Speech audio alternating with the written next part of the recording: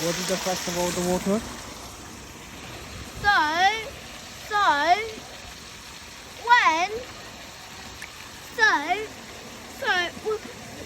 Do you know when they drink a bottle of water, it comes from a river? And then it turns clean, and then it absorbs to a tap, and then you pour in a cup, and then you drink it.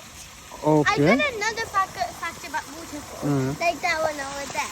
So like how a waterfall is even made, is it's kind of like a river with like a big bump, and then slowly the stuff drops, like underneath it, like erodes away, and then the hard rock still stays there. And the hard rock kind of makes like a shape like that,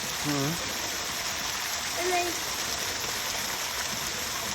like the soft rock eroded by like how when the water is going down.